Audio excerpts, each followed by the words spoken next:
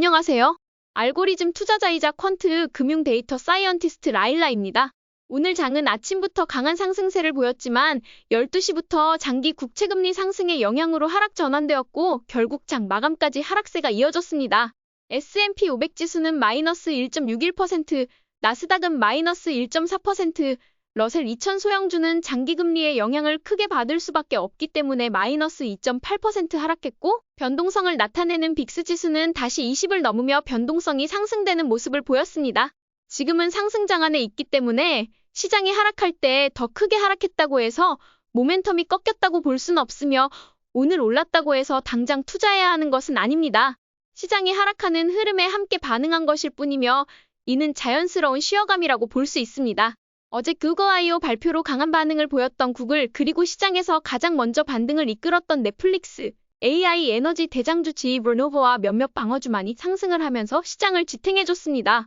많은 분들이 이제 하락 전환인가 라고 우려하실 수 있지만 지난 몇 주간 너무 많이 올랐기 때문에 원래는 월요일부터 쉬어갔어야 정상입니다. 이제서야 자연스러운 반응이 나왔고 아직 걱정할 단계는 아니라고 판단됩니다.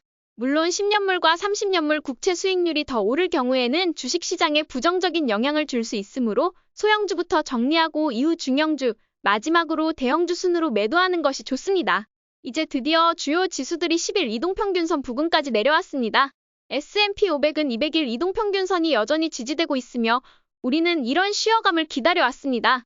오히려 이런 시기가 리더 종목들 중 추가 매수 기회를 제공할 수 있기 때문에 지금부터는 설레는 마음으로 시장을 바라보셔도 좋을 것 같습니다. 나스닥 역시 비슷한 흐름을 보였습니다. 하락세로 전환된 것이 아니라 4월 중순부터 지속된 상승세에서 일정 지지선을 유지하면서 자연스럽게 쉬어간 모습입니다. 오늘 많이 하락한 종목들 중 실적 발표가 끝났고 시장 반응도 긍정적이었던 주식들 중에서 10일 이동평균선을 터치한 종목들을 중심으로 추가 매수 기회를 찾아보시는 것도 매우 좋은 전략이라고 생각합니다. 장기 국채금리는 오늘 약 2% 가까이 상승하며 4.6%에 근접했습니다.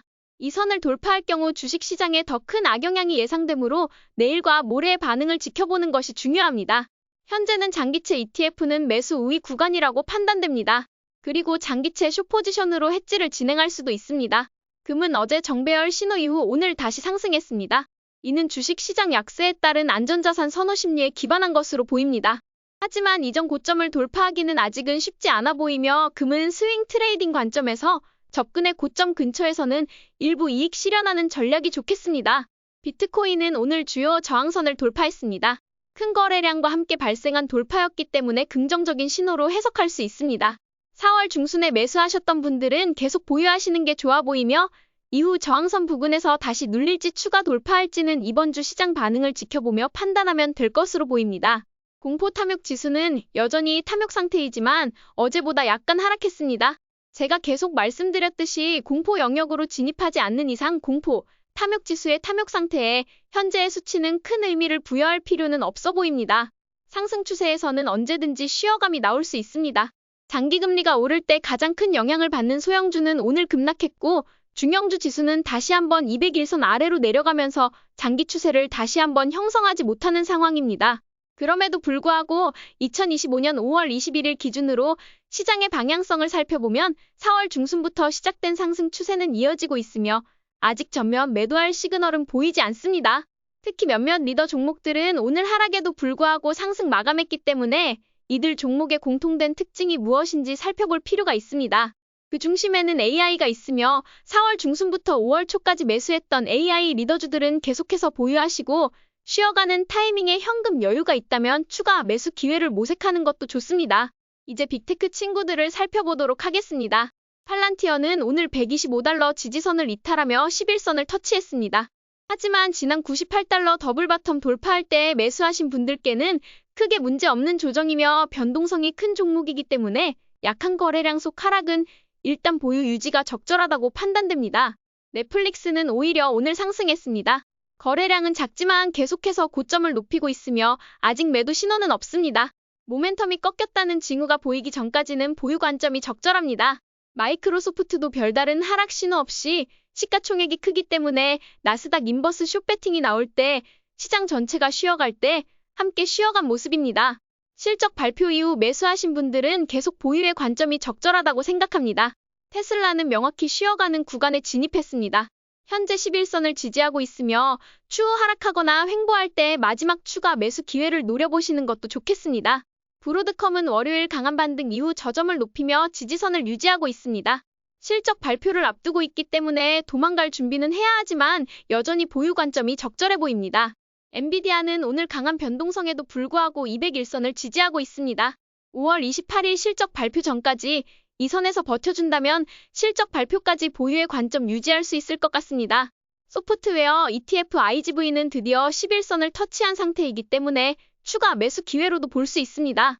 소프트웨어 리더 중에서도 쉬어가는 종목들을 중심으로 매수 기회를 찾아보는 게 가장 적절해 보입니다. 특히 가장 먼저 오른 소프트웨어 4종목, 팔란티어, 넷플릭스, SAP, 서비스나우에서 추가 매수 기회 찾아보면 좋을 것 같습니다. 반도체 ETF는 5일 연속 하락 중이지만 여전히 201선을 지켜주고 있기 때문에 나쁘지 않아 보입니다.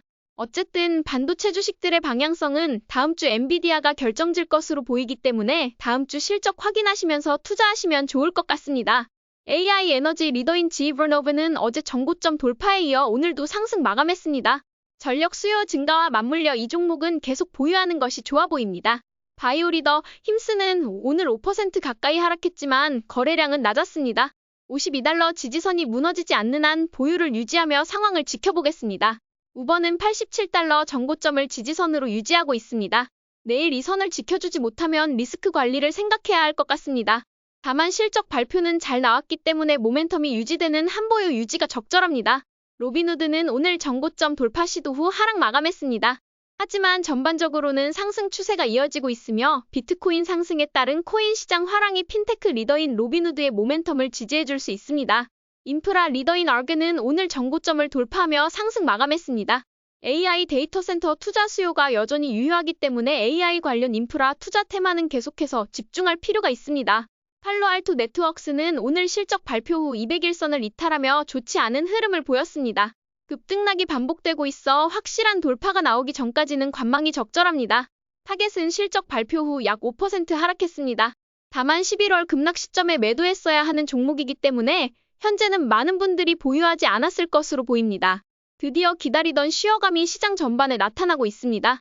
사실 월요일 신용등급 강등 이슈가 나왔을 때 쉬어갔으면 더 좋았겠지만 수요일에라도 나타난 것은 다행입니다.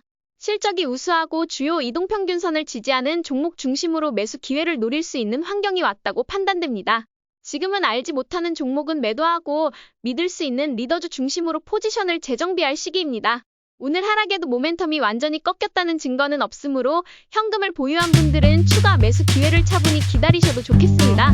오늘도 저희 전략이 재미있으셨다면 좋아요와 구독 버튼 눌러주세요. 지금까지 방구석 헤지펀드 매니저 라일라였습니다. 감사합니다.